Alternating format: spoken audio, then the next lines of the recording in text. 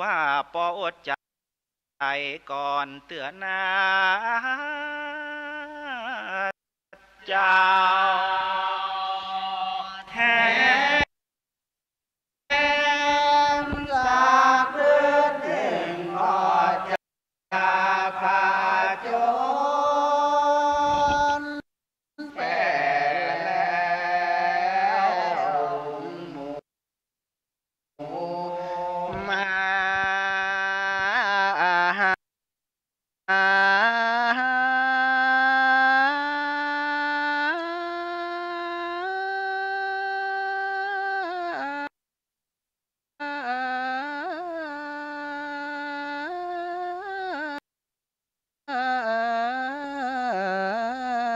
ลาเจ้ามีแต่สักกุณาเห็นแห่ฟ้ามีตังนกแขกเต้านกกาและกาแก้ก็มาลำร้องเดือดปูนวอนในเมื่อดินตาพมมาคาโจรไปแล้วเต้ามาลาไว้ยังแม่เพิงและแมงปูเวียนบาผู้โจมโดบาดนี้นาบาดนี้นาสมเด็จพระบุญเรืองตนประเสริฐตันก็ได้พาโจรแว่แล้วฝูงหมูมา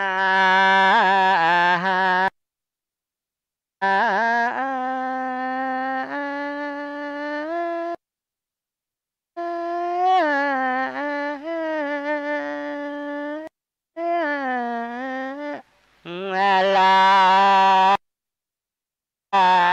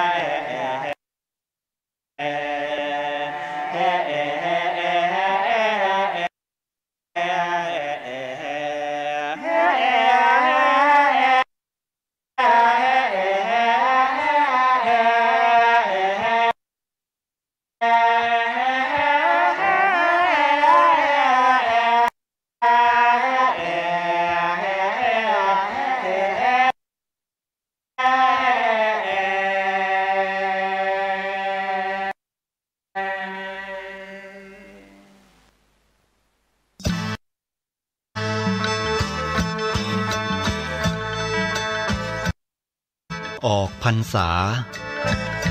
ถวายผ้ากฐินทานสืบสารพุทธประเพณี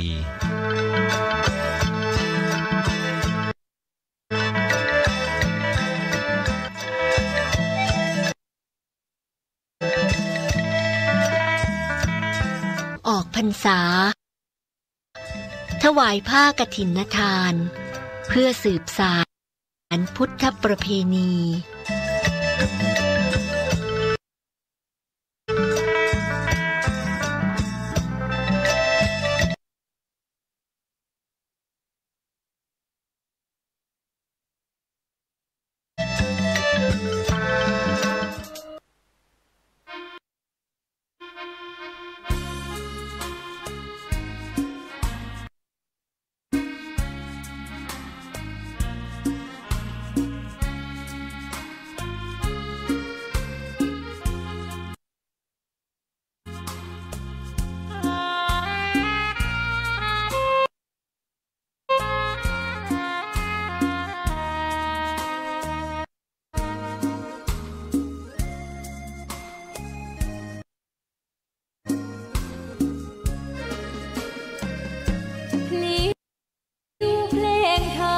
ถูกถ้อยคำเข้าถึง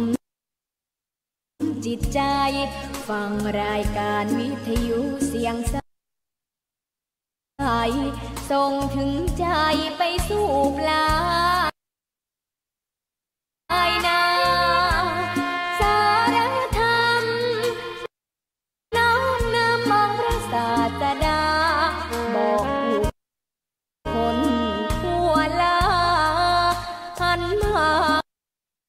เข้าวัดฟังธรรมคลื่นเสียงนี้เป็นคลื่นธรรมะจากใจส่งถึงบ้านไกลบ้านไกลฟังได้สุขใจล้ำยามดึกดื่นค่ำคืนมีงานต้องทำเป็นคลื่นสารธรรมเน้นย้ำธรรมะเพื่อนใจเสียงคลื่นธรรม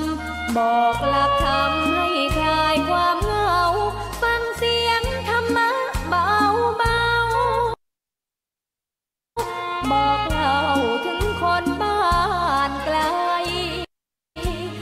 สื่อธรรมะบอกลดละระหว่างด้วยใจสื่อไปถึงสวงในเข้าใจหลักธรรมหลักดีพลิ้วเพลงธรรมถูกสัมพันธ์จิตใจร่าเริงฟังสาระธรรมะบันเทิงรื่นเริงในชีวิตยามวันว่างเดินทางไปเยี่ยมสถานี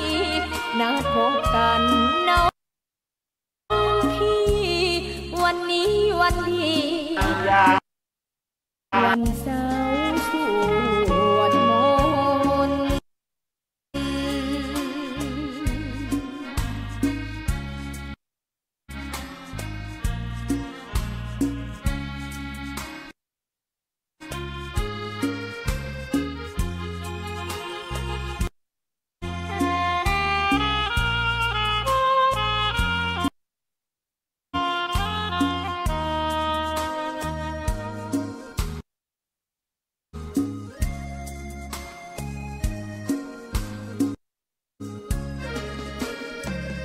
เสียงคลื่นธรรมบอกหลักธรรมให้คลายความเหงาฟังเสียงธรรมะเบาเบาบอกเล่าถึงคนบ้านไกลสื่อธรรมะบอกลดละระหว่างด้วยใจสื่อไปถึงสวงในเข้าใจหลัก ากทำหลักดีพลิ้วเพลงทำผูกสัมพันธ์จิตใจร่าเริงฟังสาระธรรมะบันเทิงรื่นเริงในชีวิตยามวันว่างเดินทางไปเยี่ยมสถานีนัดพบกันน้องพี่วันนี้วันดีวันเสาร์สวดท่านกำลังติดตามรับฟังสถานีวิทยุกระจายเสียงพระพุทธศาสนาแห่งชาติและสังคมคลื่นเพื่อการศึกษาพระพุทธศาสนาและวัฒนธรรมระบบ FM 104.5 เมกะเฮิรตซ์รายการต่อไปเป็นรายการมรดกธรรมกำเมืองดำเนินรายการโดยพระครูวิสิทธิ์ศรีลาภรณ์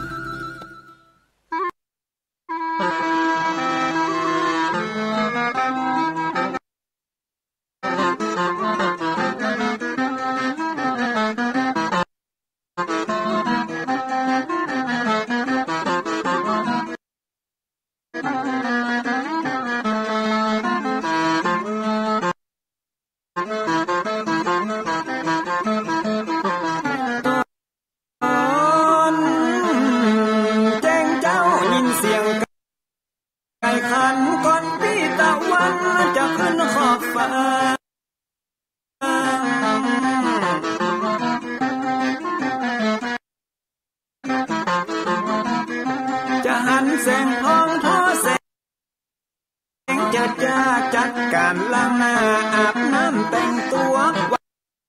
เริ่มต้นใหม่อย่าได้วันกลัวอย่าได้คุณมัวกังวลโศกคอน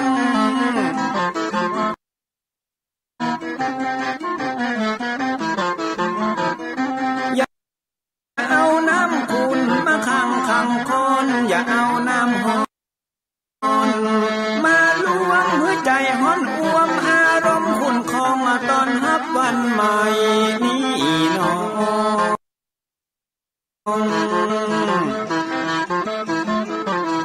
อได้น้อมเอานำทำคำสอนของพระชินวรประเสริฐเลิศล้ำ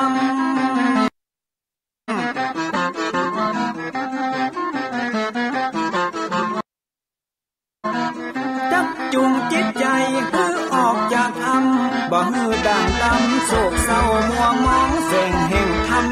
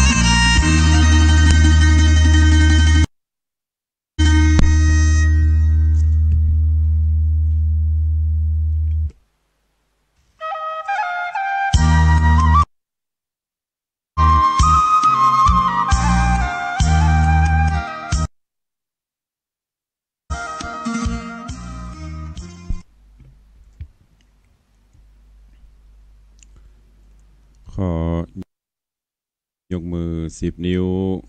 กราบนบนอบน้อมอย่าง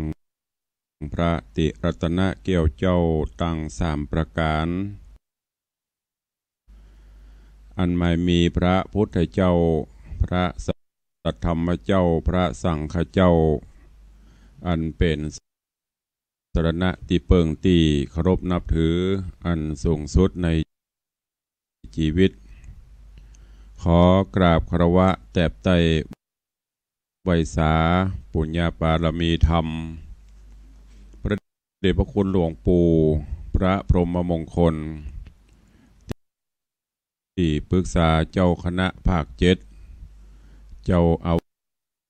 วาสวัดพระธาตุเจ้าสรีศรีจอมตองพระเดชพระคุณหลวงป่อท่านเจ้าคุณพระธรรมราชานุวัตรเจ้าคณะภาค6เจ้าอาวาสวัดพระแก้วจังหวัดเชียงรายพระเดชพระคุณหลวงป่อท่านเจ้าคุณพระเทพโกศลที่ปรึกษาเจ้าคณะภาค7เจ้าอาวาสวัดศรีโสดาพระอารามหลวงพระเดชพระคุณหลวงป่อ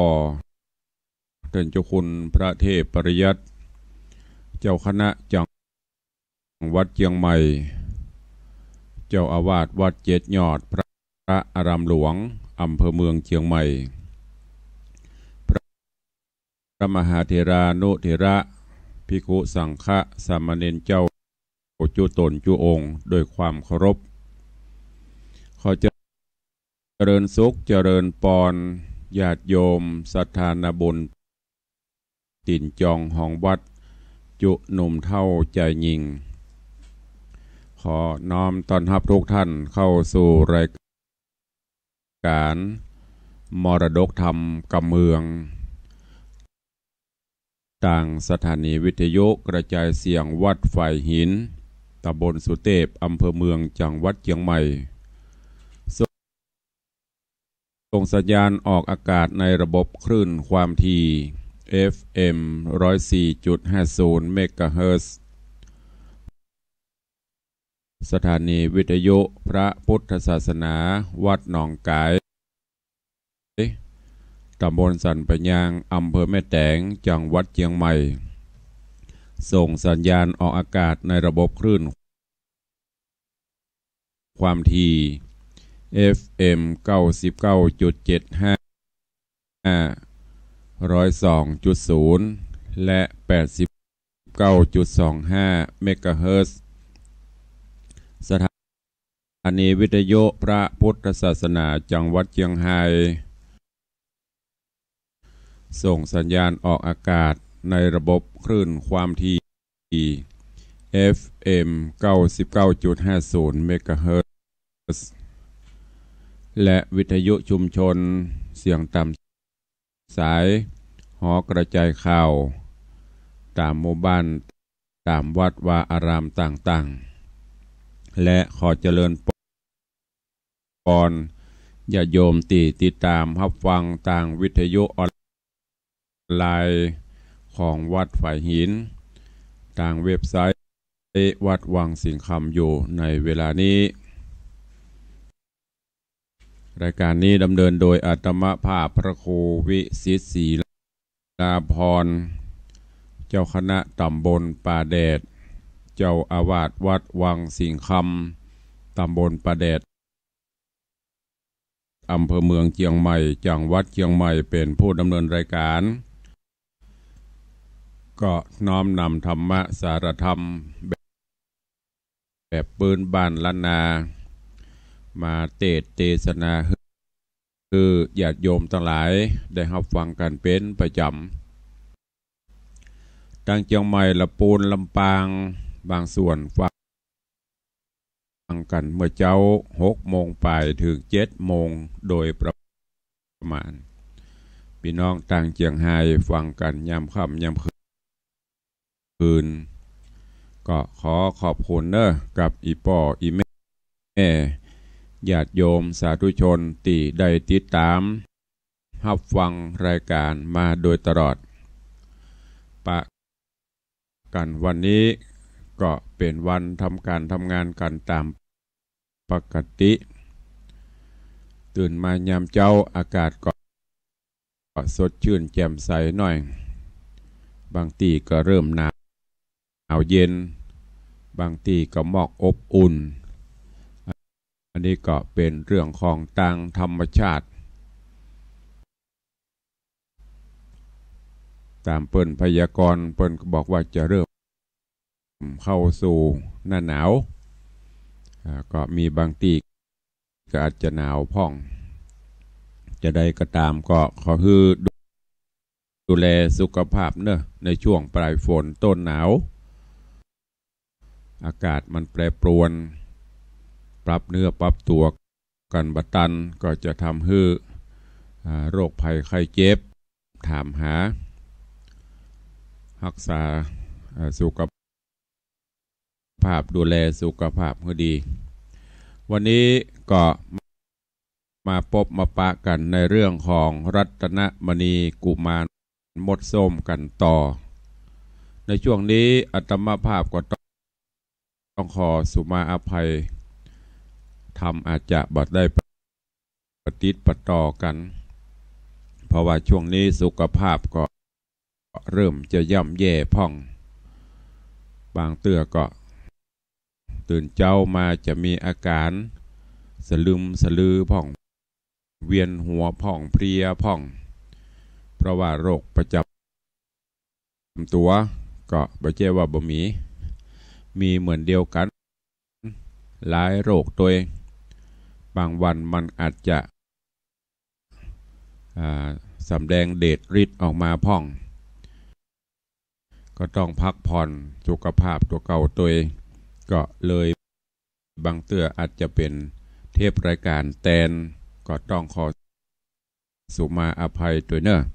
ที่บ่ได้ปฏิปต่อเรื่องราวกันในตอนที่แล้วเป็นตอนที่5ในเรื่องของกุมารมดส้มก็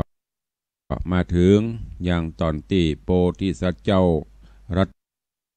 ตนมณีหลังจากที่ป่อบุญธรรมคือโอซากิได้ไปยืมสตางค์ของสหายของเซียวเอามาซื้องัวเอามาซื้อครอบครัวคือกับโพธิสัตว์เจ้าไปค้าไปขายต่างบ้านต่างจองโพธิสัตว์เจ้าก็ไปโดยปอกกางัวต่างตั้งหลาย 400-500ก็ปรากฏว่า ไปห้ำไปช่วยเหลือมดส้มแป่งหางพญามดส้มก็เลยฮือศิลปะวิทยาการศาสตร์อันหนึ่งก็คือการหูการทราบการได้ยินเสียงสัตว์สามารถหูว่าสัตว์อู้อันหยังมดอู้อันหยังออกมางัวควายอู้อันหยังออกมาได้ยินโพธิสัตว์เจ้าจะหูมดในเรื่องความหมายเหล่านั้นจากนั้นก็ได้ยินงัวตีต่างครอบต่างครัวไปบ่นกันโจมกันในระหว่างที่ทำงานนักงัวแก่พ่องงัวหนุ่มพ่องก็จมว่าเจ้าของขำลำไป บางเตื้อก็ของนักลำไปเอามาตั้งเอาบะแป้หลังหลังแอนบางเตื้อก็โดนเปิ่นเคียนเปิ่นบุบเปิ่นตีเหล่านี้พอพักปลดแอกปลดอย่างออกงัวควายก็มาบ่นมาจมโพธิสัตว์เจ้าเฮาได้ยินก็อินดูสัตว์อินดูงัวพอดีตอนปิกคนอื่นเปิ่นก็ซื้อขอบซื้อครัวใส่ปิกมาเพื่อจะเอามาก้ามาขายต่อโพธิสัตว์เจ้าบ่ซื้ออย่างซักอย่างเอา กับผ้าเก่าๆใส่เบาๆเพราะอินดูงัวต่างตัวเก่าโยนปิกมาถึงบ้านถึงจองถึงเมืองเป็นตีเรียบร้อยหมู่อื่นๆเปิ้นก็มาตอนมาฮับเอาโอซากิป่อบุญธรรมก็เช่นเดียวกันก็มาฮับเอาอย่างโปธิสัตว์เจ้าแล้วก็ปากันปิกบ้านไปถึงบ้านก็ไปถามโพธิสัตว์เจ้าว่าไปกาไปขายได้หยังได้กำไรเท่าใดปุดตื่นก็แล้วซื้อหยังมาพ่องก็ปรากฏว่าไปพอมันมีอย่างซักอย่างมีกระเสือกเก่าผ้าเก่าที่ใส่ไปใส่มาโอซากิก็โคตรก็ถามโพธิสัตว์เจ้าอันรัตนมณีก็บอกว่าบ่ได้ซื้ออย่างมาซักอย่างอ่ะ อินดูงัวนักไปก็นักมาก็นักกลัวเป็นบาปเป็นกรรมก็เลยบ่ซื้ออย่างซักอย่างโอซากิได้ยินก็โคตรข้าอุตส่าห์ไปยืมสตางค์เปื่อนฝูงมาฮื้อ700-800ไปซื้องัวเอามาฮื้อซื้อครัวแหมเพื่อไปกาไปขายบ่ได้อย่างซักอย่างเดี๋ยวนี้จะได้จะเอาสตางค์ที่ไหนมาใส่ให้เปิ้นถ้าจะอ่านก็ไปเจ้าไปเซาะคนเดียวเนอะสตางค์ที่ยืมของเปิ้นไปเซาะไปหิไปหามาเอาไปใส่ให้เปิ้นคนเดียวต่างโพธิสัตว์เจ้าได้ยินอย่าอี้ก็บัดตอบไปยังโอซากิจะด่าจะว่าจะได้ก็บัดตอบไปอย่างซักอย่างก็มาเป็นคำคืดว่าเอาเราจะไปเสาะสตางค์ที่ไหนมาใส่ให้เปิ้นนี่กึดไปกึดมางัวในระหว่างที่จมที่บนนั่นงัวได้ยินงัวก็มาสังเวชอินดูโพธิสัตว์เจ้าอันเป็นเจ้านายเด้อเปิ้นก็บ่ค้ำบ่ขี่เฮาแล้วเฮาจะเงียจะได้จะเป่าหยังไปช่วยเพิ่นได้กากึดไปขึ้นมาก็บอกว่าข้าก็หันโดที่จะช่วยได้นี่มีก็คือเงินคำที่เอาฟางแปลงเสาเอาเฮือนที่มัดเยือกเอาไปมัดไปล่ามถึงวันเนี่ยมันเป็นเงินเป็นคำมดหรอ งัวพุทธคำก็ตอบครับว่าข้าก็หันโลขุมคำที่เอาแกบเอาอย่างปกไว้หั่นกลางขวกของนี่อันนั้นก็เป็นขุมเงินขุมคำหรอโพธิสัตว์เจ้ารัตนมณีได้ยินใจจื่นใจบานมาพ่องคราวที่แล้วเตดมาถึงตัดตินี่เวลาหมดวันนี้ก็ฟังกันต่อว่าโพธิสัตว์เจ้ารัตนมณีหลังจากที่ได้ยินงัวกันว่าปะมีหั่นเป็นเงินคำมีที่หั่นเจ้าจะเนี่ยจะได้ต่อไปเจิญญาติโยมสถานบุญเขาเนอะได้ตั้งอกตั้งใจสดับรับฟังพระธรรมเทศนาเรื่องรัตนมณีกุมารมดส้มในตอนที่6เป็นตอนต่อไปณโอกาสบัดนี้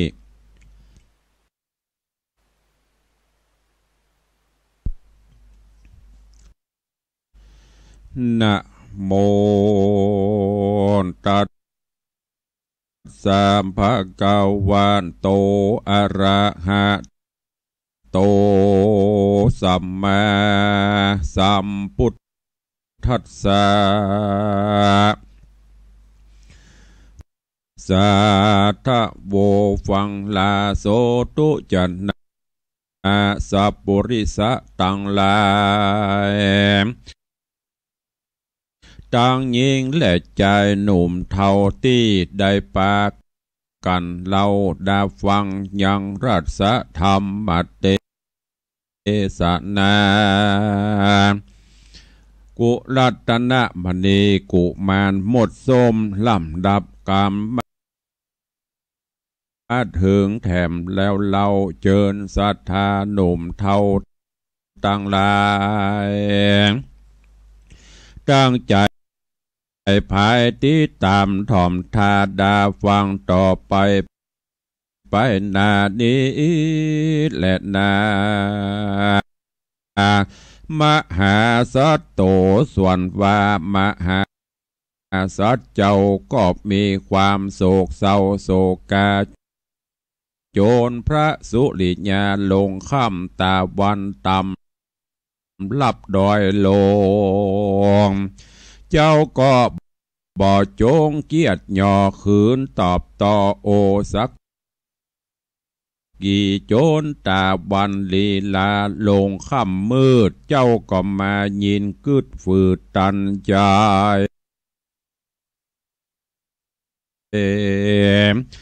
ว่าจะไปเอาเงินตีดไหนมาใส่ฮือป้อเสียวไอหัวเวียงนั่นจะบ่มี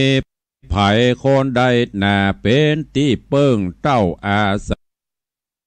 ะไรซึ่งศีลธรรมกรรมฐานยามนั้นงัวปูตานกับงัวปูเกี้ยวก็มาปากเจียวฟู่จากการ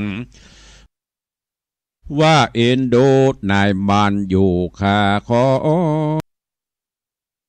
ยว่าโอสักกี่ป้อยเขขาฮืบไปเสาะหาเงินมาตอบสายป้อเสียงอ้ายแต่นตำบ่จ้างไปเอาเงินคำตีไหนแต่เล่ากันว่าเจ้าเห่าหูเก้ายังกามจากบอกเงินคำที่ฝั่งหันเสาเหือนนั้นที่มัดเยือกเรารางัวปูตาดำก็ซ้ำจากล่าวว่าแถมขุมนึ่งคาก็หูว่ามีคำที่เอาแกลบหำบกไว้หันกลางขวงนั่นมีเงินลายเจ้าโบนไผ่โพธิราชเอาแขนปัดหน้าผากนอนฟังได้ยินขัวคุมเงินฟังหัวบอกเจ้าฟังออกหูกามก็ยินหน้าน้ำนอนอยู่ตราบลุ่งสู่ไรตีตาบ้านเปล่งลังสีแจงสองเจ้าก็ลุกจากห้องในนอนมีใจอาวรใจจ้าช่วยล้างนาวีหัวแล้วก็เอาหลัวดังไฟหนึ่งเขาตามที่เจ้าเคยปฏิบัติโภชนะจัดตบแต่งถูกตามระเบียบแห่งประเพณียกมาฮือโอสักกี่พ่อแม่กินอิ่มเต้ดังไม้ส่วนกุมันใจอ่อนหน่อยจิ้งไข่กล่าวถอยกำจามว่าปีตาเฮ้ยข้าแด่พ่อเป็นเจ้าข้าลูกเต่าขอถามกาละยามเมินแต่ก่อนเงินคำป้อเอาห่อฝังไว้ดีในปัทวีบ่เอาออกขอป้อบอกแก่ข้าลูกดีเลง เดเตโสตัสสะวัจจะนังสัตตวาอาหะส่วนโอสักกีป้อเลี้ยงเจ้าได้ยินคำดอดเน่ากุมารก็บันดาลความเกียดแปลงหน้าส้มเสียดโกธาจริงใครจะตอบท้อ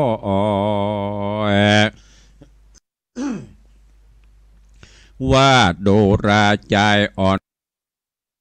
น้อยตาดำกูบอกมีเงินมีคำสั่งซักเผาที่จักเอาฟังไว้เรากูก็บอกมีการเมืองหันดีหูทียังคุมเงินที่ในดินกูก็ยินดีอนุญาตคือโอกาสปั่นมึงขุดเอาจะแลนาว่าอ่านส่วนว่าปรมะโพธิสัตว์เจ้าต้นหนุ่มเนาโพธิญาณได้ยินโอสักกี่ขันอนุญาตดีใจเหลือขนาดนักหนา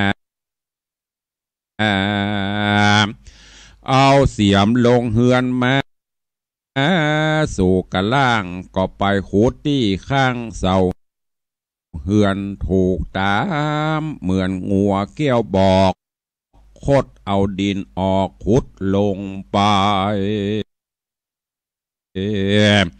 ก็มาหาเงินเหมือนใจกองก่อเป็นเงินลอดลังเหือเจ้าก็โคดเอาเมื่อฮือป้อเลี้ยงโคดขึ้นมาเสี่ยงเป็นแดนได้เงิน600,000ข้าวเผือกเต็มต้องเตือกห้องเฮือนมันแลนาโสโพธิสัตโตโห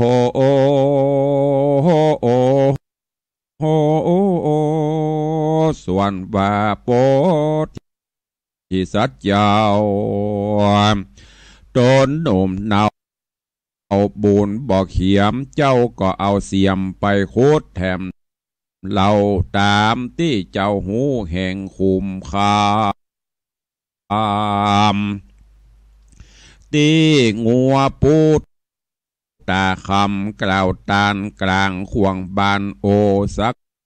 กี่ที่แกบมีปกไว้เจ้าก็เอาเสียมใจขุดหุมโคดดินตุ่มออกควางดำไฟอ่างเจตนาก็ปะใส่คำขากองก่อเจ้าก็ขนมาฮื้อป้อโอสักกีน้ำนับคำมี650,000โอสักกีก็มีใจจื่นจมบานเบื่อเปื้อหันกุมารขุดได้คำนักแต่ว่าเหลือกว่ากาละกางัวเมียมันก็ใคร่หัวผัวมันก็ซ้ำสูว่าง่ายอ่อนผู้นี้มีบุญเงินหยุดได้โทนมันก็หูลุห่วงคำอยู่กลางขวงมันก็หันซ้ำหักแบ่งปันเหลือกว่าเก่าส่วนโพธิสัตว์เจ้าก็บอกว่ากรรมหายและกรรมดีเต้ามีแต่ไมตรีกว้างแผ่โพดยังพ่อแม่และสัตว์คนใจกังวลแต่บุญสร้างเจ้าจริงย่างลงเหือนไปงัวสีตัวมีไหนเจ้าก็ไปหาอ่านแล้วต ตนเจื้องจันโปธิญาณจริงกล่าวขานต้านต่อกับงัวนั้นหนอเป็นวาจาว่าดูรางัวทั้งหลายเฮ้ยหนุ่มเท่าบัดนี้ข้าก็ได้โพดสู่เจ้า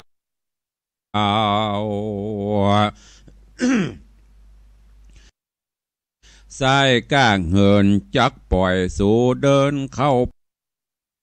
ป่าเข้าไปในป่าเตียวสอดล่าตามสบายอยู่บ้านคนกลัวสู่ตายเปิ้นข้ากลัวเปิ้นเอาพระฟันแตงปาดเอาจีนมาแกงปิ้งจีตั้งแต่นี้เป็นปัจจุ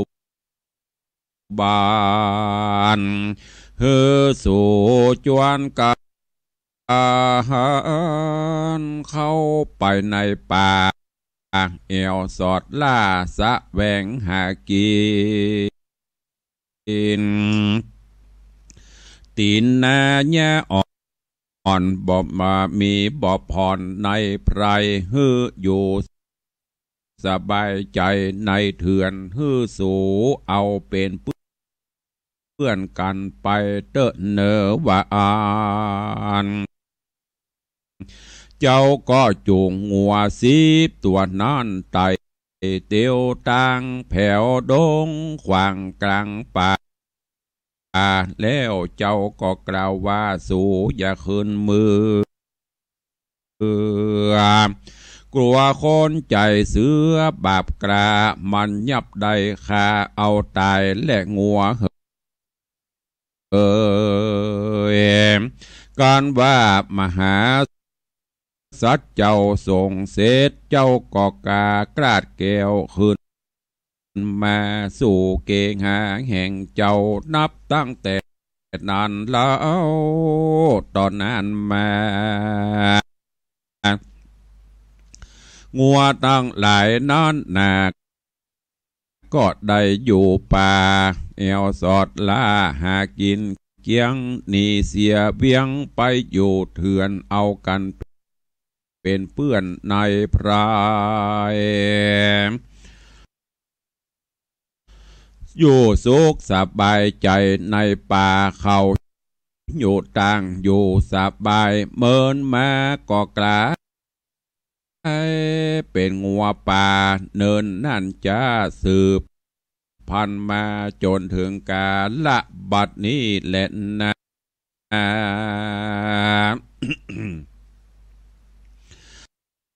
โยปาโสปันนะมหาสัตโตส่วนว่ามหาสัตเจ้าก็เตียวไตเต้าตามมักกาคืนมาสู่เกงหาปอดเลียงอยู่หันเสียงหลายวานมีความกะเสมสันจื่นไว้แล้วก็ปกเงินไปใส่แตนต่ำบ่ฮื้อเรือคำในสักหน่อยพ่อแม่เลี้ยงก็จื่นจอยโสมมนัสสามก็ขนเอาเงินคำมาใส่ไว้เต็มห้องใหญ่เกหาโยตั้งจกตานากินใจบ่มีความฮ้อนให้มองขี่สุกสวดสดีแต่เราเขาก็เตื่อมหักนอนเนาโปที่ญาณยิ่งกว่าลูกหลานในใส่เขาก็หูว่าเป็นนอทไอพูดทางกูนบ่หูว่าเป็นองค์ตนบุญใหญ่หูก็ว่าเป็นคนตุกไรเหี่ยวมาคอโดยตีแต่นอเป็นกุมารบุญใหญ่บุญจักได้กินบ้านสะเวยเมืองรัตนมณี ก็บ่คืดเคืองสั่งสักเผาบ่มีความโศกเศร้าอยู่ยินดีรักษาอินทรีย์โดยชอบตั้งนาประกอบกุศลบุญหูจักยังกุลพ่อแม่ตั้งเท่าแก่ปู่ลุงตาหูปฏิบัติภาวนาไปใจรักษาศีลไว้กับตัวเจ้าก็หูสะดุ้งกลัวต่อบาปบ่มีความหยาบจ้าตาโรนเอาพุทธกุลธรรมกุลสังฆกุลเป็นที่เปิ้งใจการกระทำบุญนั้นใส่หักหันดีตามดังพระมุนีเทศนาไว้กันผู้กันละพูดใดได้กระทำบาปกรรมฆ่าสัตว์หื้อวายวามรณาตมังสังฆะขาดแตกบังเป็นสองมักปูนปองผิดพ่อแม่มักด่าแต่หมู่จุมจีตัดต้นไม้สลีมหาโพธิ์มังเจดีย์โยดและพุทธรูปาคาอรหันตายอมเป็นบาปใหญ่ตายแล้วตกต่ำไตอเวจี10,000 ปีบ่พ้นจากสะโบยสิบิบากเสียงอสงไขยโยนะโรปุกละพูดได้หนุ่มแถวเท่านับถือรัตนะเจ้ารัตนะเจ้าสามตะลาย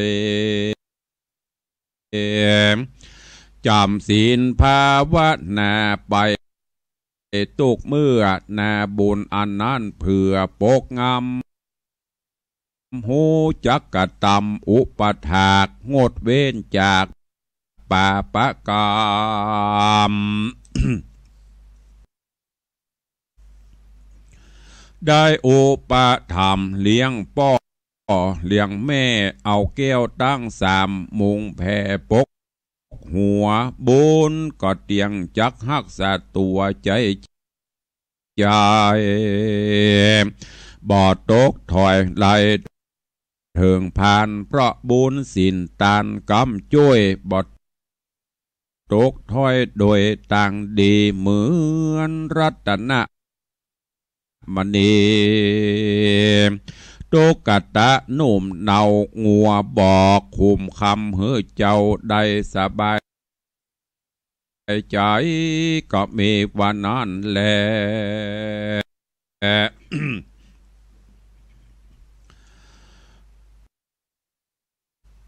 ดูแลสัพปุริสะตั้งหลายอันนุสนใส่ข้าวเจ้าโพธิสัตว์นอดเนารัตนะมณีเอกาติบะสังยังมีวันหนึ่งเราโพธิสัตว์เจ้ากุมาร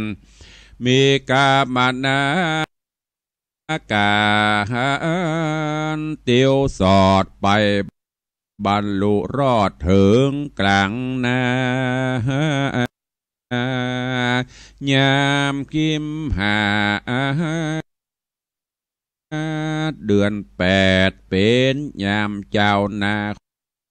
แควดไทยนา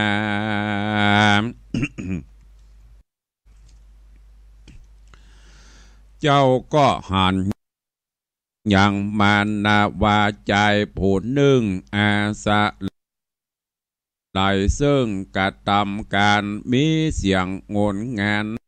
ห้องด่าเราเอาควายแม่เท่าไทยนาควายแม่นั่นก็บอกควายแม่นั่นก็ บ่มีก็ปอมีบูตาตัวหนึ่งยังอาสะไหลซึ่งกินนม มันร้องไห้จมหาแม่ห้องเงเงกลางนาห้องไปมาใจแดดฮ้อนไม่แล่นตัวจอมตาวันก็ยอมปอไกลเตี้ยงหัวควายแม่เท่าก็หากเสียงหิวแรงเจ้ามันบ่มีกำแพง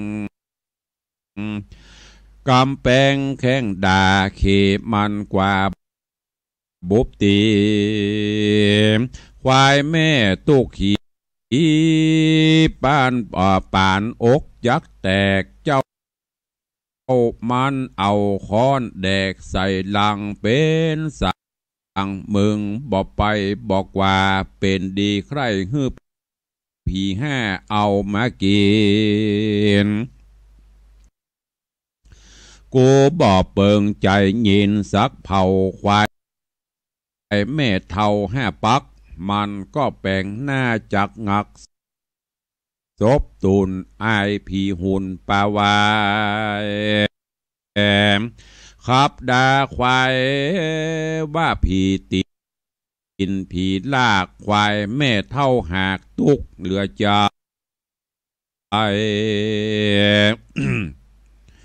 มีน้ำตาไหล